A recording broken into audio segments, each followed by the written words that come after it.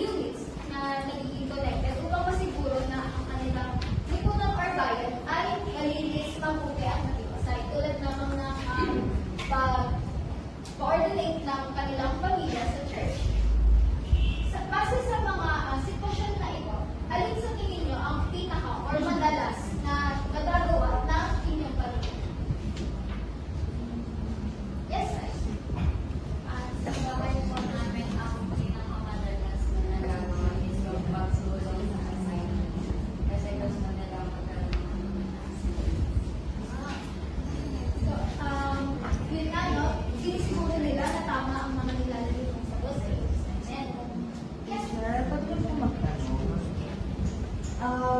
yung sa pagboto kasi, kung ano to, no, halimbawa, grade 7 kami, hindi naman kami bumoto, tapos pipiliin kami ng mga magulang namin na talakayin namin yung gagawin na, yung kung sino yung bumoto, sino ang mga namin politiko. So, kahit na baka hindi kami mag-agree doon. So, tama po ba na masama kami or mag-agree kami sa magulang namin? Sa ganyang sitwasyon, tama na maging bahagi sa'yo. Ngunit hindi naman sinasabi na dapat sumang-ayon kayo palagi. Dahil kaya nga kayo hinihikayat na mag-research pa o alamin pa yung mga bagay na tungkol dun sa isang kandidato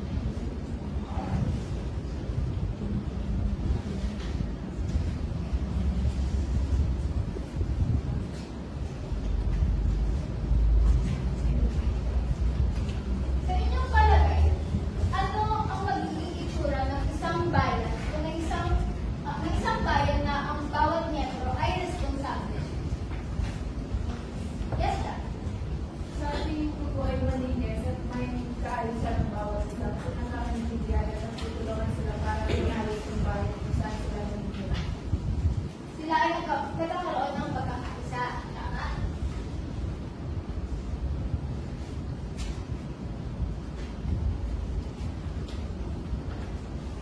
Ano ang nagiging dulot ng pagkakaroon ng pagkakaisa o kapag nagkakaroon ng pagkakaintindihan ang bawat miyembro ng isang bayan? Ano,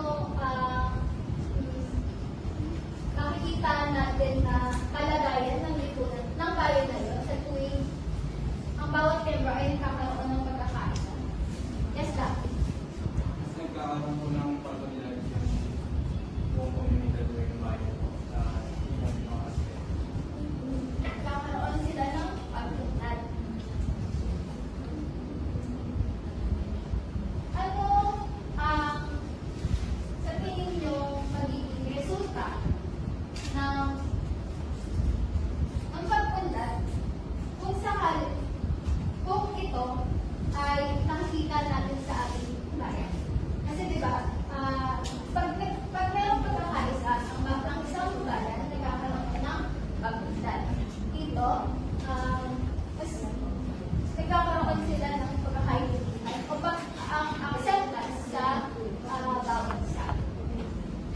Ang sunod na tanong naman ay base sa mga tungkulin na ginagawa ng inyong pamilya. Ano yung sarili niyong paraan upang tutugan ito?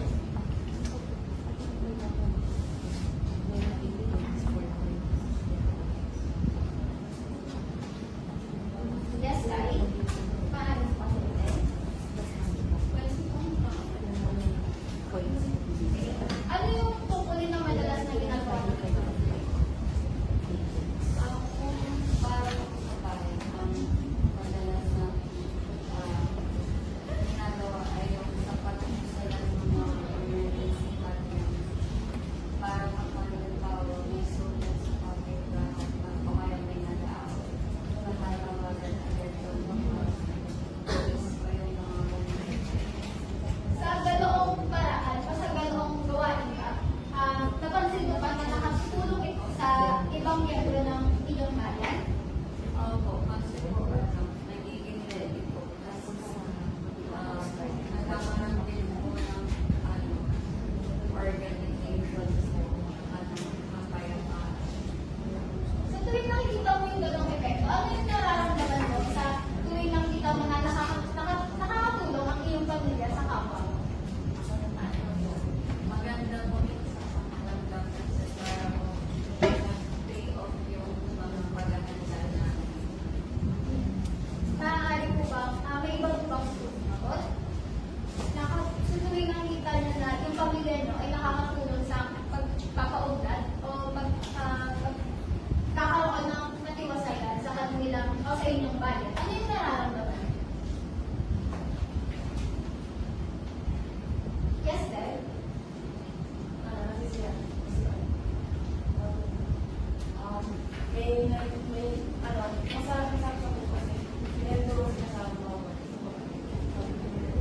Sa tingin mo ba mas nagiging konektado ka ba sa kapwa mo sa bayan?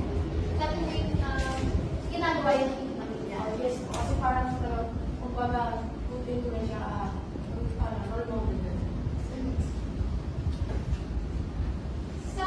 Since nga ang mga gawain ito ay nakakapagpuntan or nakakatulong sa build ng isang bayan na matiwasay at mabuti, alin naman ang sitwasyon ang tingin nyo hindi ginagawa ng